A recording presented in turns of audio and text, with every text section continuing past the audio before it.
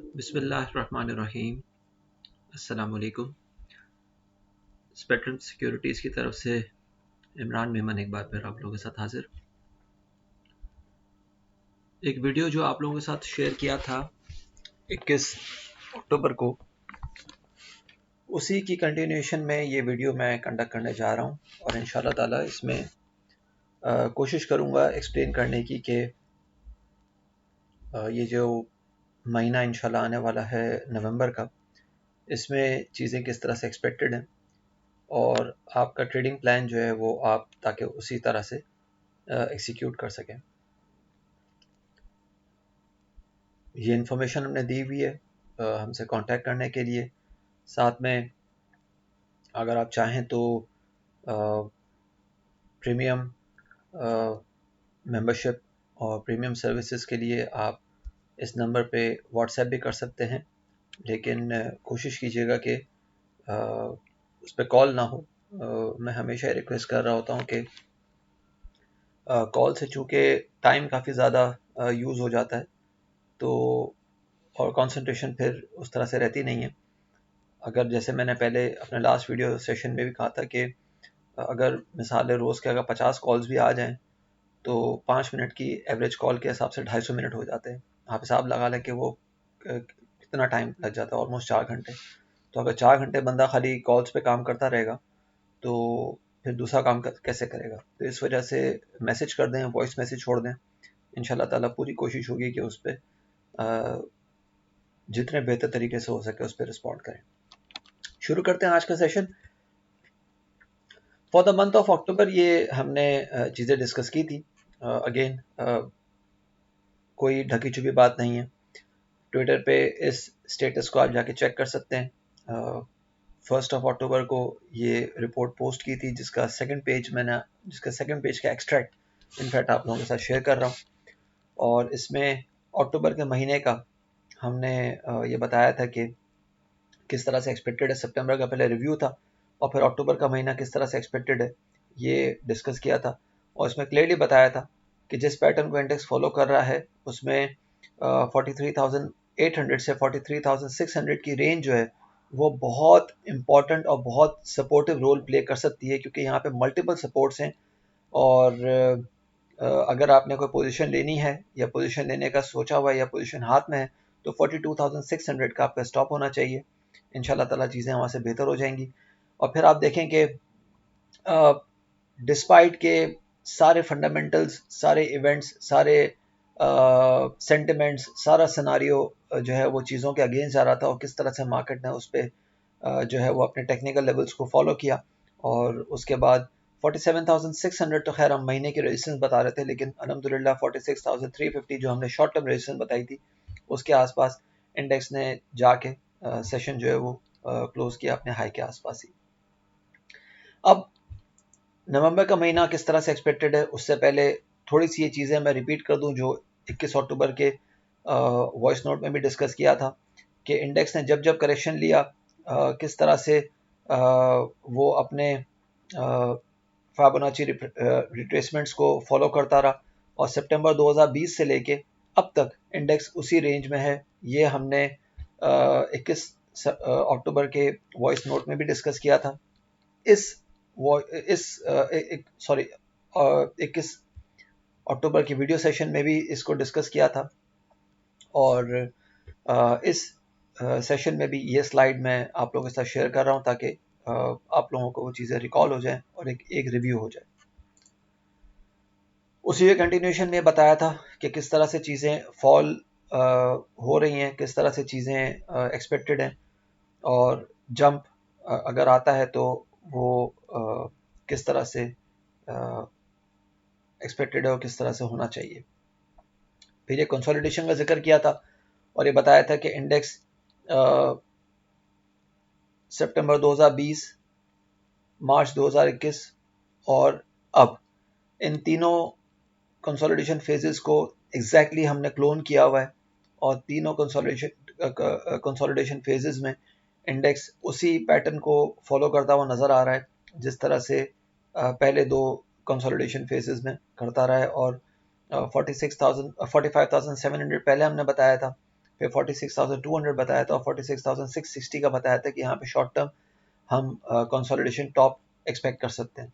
आपने देखा कि मार्केट ने कल 46,292 का हाई लगाया और 46,185 पे जो है वो आफ्टर एडजस्टमेंट क्लोजिंग हुई है। इसमें भी एक थोड़ा सा डिस्प्यूट आप लोग देख रहे होंगे, PSXC वेबसाइट है या और बहुत सारे जो पोर्टल्स हैं उन पे क्लोजिंग 46,200 से ऊपर नजर आ रही है। ये पिछले 4 दिन से, जब से नया वाला सिस्टम स्टॉक एक्सचेंज ने इम्प्लीमेंट किया, इनफैक्ट लास्ट मंडे से, तो ये क्लोजिंग का इशू आ रहा है। होता ये है कि स्टॉक एक्सचेंज की वेबसाइट पे जो हाफ आवर एडजस्टेड क्लोजिंग होती है वो स्टॉक्स की तो हो जाती है, इंडेक्स की रिफ्लेक्ट नहीं होती। इंडेक्स की क्लोजिंग अगले दिन सुबह आके हम अगर देखें तो उसमें वो चेंज आ गया होता है। इसकी मिसाल आप लास्ट थर्सडे भी देख सकते हैं। लास्ट थर्सडे 47,990 का 45,990 का क्लोजिंग जो है वो पोर्टल शो कर रहा था, लेकिन जब फ्राइडे की सुबह आके देखा तो फिर वो क्लोजिंग 45,791 हो गई थी। और इसी तरह से उससे एक दिन पहले हुआ था, उससे भी एक दिन पहले। तो ये अगर उसी तरह से देखा जाए तो अगर स्टॉक एक्सचेंज की वेबसाइट पे 46,218 की क्लोजिंग आ रही है तो मंडे को सुबह अगर हम मार्केट से आधा आधा घंटा पहले अगर देख लेंगे, 9:30 बजे मार्केट स्टार्ट होती है, 9:15 बजे प्री ओपन होती है, अगर आप 8 साढ़े 8 बजे इसको चेक कर लेंगे या 9 बजे चेक कर लेंगे तो वो अपने उस लेवल पे दोबारा आगे खड़ी हो गई होगी जो कि 46,185 की क्लोजिंग है। अच्छा, अब ये जो कंसोलिडेशन फेज है, ये बेसिकली इस कंसोलिडेशन फेज में भी इंडेक्स ने एलियट वेव को फॉलो किया। सितंबर 2020 में ये एलियट वेव यहाँ से ए तक गई, फिर बी के पॉइंट को फॉलो किया, फिर सी, फिर डी और फिर ई के बाद मार्केट जो है वो एक एक एक एक, एक शार्प अपसाइड के साथ ऊपर जाती रही। मार्च 2021 में भी हमने ये देखा कि यहाँ सेनेट के इलेक्शंस की वजह से यहाँ फॉल आया, then market started going up.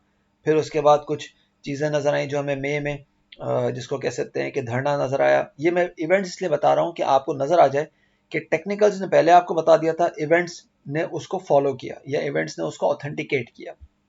यहाँ नज़र आया कि भाई ये धरना हुआ मई 2021 में, तो मार्केट ने दोबारा से फॉल लिया। फिर मार्केट ने वो धरना जब ख़त्म होना शुरू हुआ TLP का, तो मार्केट ने दोबारा एक बाउंस लिया और फिर उसके बाद यहाँ पे टॉप लगाया जो कि हम ये कह सकते हैं कि उस वक्त का 46,000 के आसपास का टॉप था। Then market again fell. उसके पीछे भी मेरे ख्याल से कुछ इकोनॉमिक फैक्टर्स ही आ गए थे, लेकिन क्या वो मैं सही रिकॉल नहीं कर पा रहा। लेकिन बहरहाल मार्केट ने उसके बाद यहाँ से दोबारा से इतना करेक्ट किया था and then it shot up to as high as 48,975 जहाँ पे बजट था। एंड देन बजट के बाद क्या हुआ कि मार्केट ने 4 महीने में दोबारा एक नया फॉल ले लिया। अब अगर इसी एलियट वेव को मैं यहाँ पे अगेन उसी को मैंने क्लोन किया हुआ है, तो वेव ए, बी, सी, डी और ई, इस वेव पैटर्न के अंदर ही एक्सपेक्टेड है कि इंडेक्स मूव करेगा। अब इस वेव पैटर्न के टॉप्स और बॉटम्स क्या एक्सपेक्टेड है ये हम आगे देख लेते हैं। और ये वेव पैटर्न एक्सपेक्टेड है कि जो हमने लो देखा था उस लो से अगर हम 9 वीक्स या 45 सेशंस लगाएं तो वो लो हमने देखा था मेरे ख्याल से कोई अक्टूबर के 18th को या 19th को। तो उस हिसाब से देखा जाए तो तकरीबन नवंबर की 30 या दिसंबर की 5 तारीख तक ये जो हमारा कंसोलिडेशन फेज है वो कंप्लीट होता हुआ नजर आएगा। अब उसके पीछे रीजंस कुछ भी हो सकते हैं, फैक्टर्स कुछ भी हो सकते हैं। वो अगेन जो मैंने लास्ट वीडियो में भी कहा था कि वो मेरा डोमेन है भी नहीं और मैं कभी उसको डिस्कस करूंगा भी नहीं, क्योंकि बंदा जब वो नीम हकीम बन जाता है तो फिर वो खतरा जान बन जाता है। तो वो जो मेरा डोमेन नहीं है मैं उसको कभी भी डिस्कस नहीं करूंगा। इकोनॉमिक चीज़ें डिस्कस करना मेरा डोमेन नहीं है, पॉलिटिकल सिनारियोज डिस्कस करना मेरा डोमेन नहीं है, रिजल्ट्स डिस्कस करना मेरा डोमेन नहीं है। मैं रिजल्ट से बहुत पहले आप लोगों को रेंजेस बता देता हूँ, रिजल्ट के बाद भी उसी रेंजेस को ही मैं कहता हूँ कि इस पर ही स्टक रहें। और फिर आप देखें कि बहुत सारे मेरे पे एग्जाम्पल्स हैं जो मैं अभी डिस्कस करने जाऊंगा तो शायद घंटे गुजर जाएंगे, लेकिन अगर सीधा सीधा बातें करूं तो बजट के ऊपर किस तरह से मार्केट में बूम बूम की बातें हो रही थी और मार्केट में किस तरह से सारी चीज़ें ख़त्म हो गई आपके सामने है। उस वक्त बजट जब 11 जून को अनाउंस हुआ था, शाम को शायद 4:30 या 5 बजे, उससे तकरीबन 4 घंटे पहले को 12:30 या 1 बजे के आसपास आप लोगों के साथ एक एक छोटा सा चार्ट शेयर किया था। वो चार्ट भी अभी ट्विटर पे मौजूद है, आप जाके सर्च कर सकते हैं मेरे प्रोफाइल पे। आई मेमन 15 जो है वो हमारा प्रोफाइल है, उस पर जाके आप सर्च कर सकते हैं KSE 100 इंडेक्स व्हाट्स नेक्स्ट। तो आपको पूरा वो चार्ट मिल जाएगा जिसमें बताया था कि 48,900 से 49,300 या 200 की एक एक रेजिस्टेंस है, वो अबूर करेगा इंडेक्स तो नई रेंज में जाएगा, अदरवाइज बच के रहना चाहिए। इंडेक्स में एक बड़ा फॉल जो है वो आ सकता है। फिर उसके बाद अगर मैं स्टॉक वाइज बात करूं तो टीआरजी ने जब डिविडेंड दिया था, उस डिविडेंड अनाउंस होने से 2 या 3 दिन पहले टीआरजी ने 186 का हाई लगा दिया था। डिविडेंड अनाउंस होने के बाद, ब्लू चिप बनने के बाद, ब्लू चिप कैटेगरी में आने के बाद टीआरजी ने 186 का हाई कभी नहीं लगाया। तो लोग तो अगर जिन्होंने रिजल्ट्स के ऊपर काम किया होगा, जिन्होंने डिविडेंड के ऊपर काम किया होगा, वो अभी तक रो रहे हैं कि टीआरजी अब 120 के आसपास आ गई है। आपके सामने मिसाल है। फिर लकी सीमेंट ने जब सैमसंग के साथ अग्रीमेंट उसका अनाउंस हुआ था, लकी मोटर्स का अग्रीमेंट अनाउंस हुआ था, सॉरी किया मोटर्स का था जो अग्रीमेंट अनाउंस हुआ था, फिर लकी सीमेंट को MSCI में अपग्रेड मिला था 944 या 945 पे, वो उस दिन कैप पे खुल रहा था, लेकिन 945 उसने टेस्ट नहीं किया, उसके ऊपर गया नहीं, और उसके बाद 650 रुपये या 625 रुपये हो गया। तो क्या हो गया, इवेंट्स तो सारे पॉजिटिव थे, चीज़ें तो सारी पॉजिटिव थी। लोग तो 1200 रुपए की बातें कर रहे थे, लोग तो कह रहे थे 1300 रुपये हो जाएगा, लोग तो कह रहे थे कि 2000 रुपये हो जाएगा, लेकिन क्या 650 रुपये हो गया। उस वक्त किसी की हिम्मत हुई नहीं हुई। फिर रीजन क्या है कि कोल प्राइसेस बढ़ गई हैं। तो भाई ये रीजंस, ये एक्सक्यूजेस तो आते रहते हैं। आपने सिर्फ ये देखना है कि आपका ट्रेडिंग प्लान क्या है, आपकी जेब में आपकी जेब कितना आपको अलाउ कर सकती है, आप कितनी, आपकी रिस्क एपेटाइट कितनी है। टिप्स पे चलेंगे, लोगों की बातों पे चलेंगे, आवाजों पे चलेंगे, तो फिर आवाजें आप लोगों की निकलेंगी और कुछ नहीं होगा। अब ये कंसोलिडेशन फेज को, जो जो तीसरा कंसोलिडेशन फेज था, इसको मैं, ये वाला, इसको मैं जूम इन करके यहां बता देता हूं। अब यहां पे जो इस वक्त इस वेव ए का शॉर्ट टर्म टॉप नजर आ रहा है, वो 46,160 से 46,350 का नजर आ रहा है। मार्केट ने 46,292 का हाई लगा दिया है कल। तो इसका मतलब कि मार्केट अपनी इस वेव ए के टॉप को इस वक्त टेस्ट कर रही है। अब या तो इस टॉप से ही मार्केट रिवर्स हो जाए, या मैक्सिमम कहां तो ऊपर जाए, ये मैं बता देता हूं। ठीक है, कि अगर इस टॉप को मार्केट तोड़ के थोड़ी सी कोशिश करती है ऊपर जाने की, तो वो टॉप कहां तक हो सकता है? वो टॉप हो सकता है जनाब मैक्सिमम, मैक्सिमम बात कर रहा हूं 47,300 या 700 तक। अगर ये टॉप, अगर ये वेव ए एक्सटेंड करके जाती है, तो मैक्सिमम 47,300 या 700। ये आपने 48,975 का हाई देखा, उसके बाद मार्केट ने दोबारा ये कोई 48,000 के आसपास का एक हाई बनाया था, और फिर उसी ट्रेंड लाइन को अगर देखा जाए तो ये रेंज जो है वो इस वक्त, अगर ये वेव ए से मार्केट ऊपर जाती है, तो मैक्सिमम 48,000, 47,300 से 47,700, ये मैक्सिमम बात कर रहा हूँ। और उससे पहले पहले अगर कोई रेजिस्टेंस आती है तो वो 46,800 से, सॉरी 46,580 से 46,800 के आसपास आ सकती है। और यही बातें सारी की सारी मैंने नवंबर के आउटलुक में भी डिस्कस की हैं, और कल जो एक शॉर्ट टर्म आपको मार्केट बंद होने के बाद मैसेज भेजा था, उसमें भी बताई थी। तो अगर ये वेव ए या तो यहीं से रिवर्स कर जाए, 46,350 से 46,500 के आसपास से ही रिवर्स कर जाए, या अगर मैक्सिमम जाती है तो इस जो जो जो जो पहली वेव का टॉप है, वो हम 46,580 से 46,800 तक या 900 तक देख सकते हैं। और अगर वो ब्रेकआउट आता है तो मैं रिपीट करता हूं कि 47,300 से 47,700 होगा, लेकिन इस वेव ए में फिलहाल हम ये एक्सपेक्ट नहीं कर रहे। उससे पहले एक करेक्शन जो है वो मार्केट में आ सकती है, और वो करेक्शन मार्केट को शॉर्ट टर्म में 45,970 से 45,500 तक ले जा सकती है। लेकिन खुदा ना खास्ता अगर मार्केट ने 45,050 के नीचे ट्रेड करना शुरू किया, जो मैंने पिछले हफ्ते ही बात की थी कि अगर वो ट्रेड करना शुरू किया तो मार्केट फिर इस कंसोलिडेशन फेज से निकल के यहाँ पे फॉल करती हुई नजर आएगी, जो कि एक बेरिश स्पेल ट्रिगर करेगी और वो 43,800 से 44,400 से 43,800 तक कहीं मार्केट को लेके जा सकेगी, जहाँ पे वेव भी कंप्लीट हो रही है।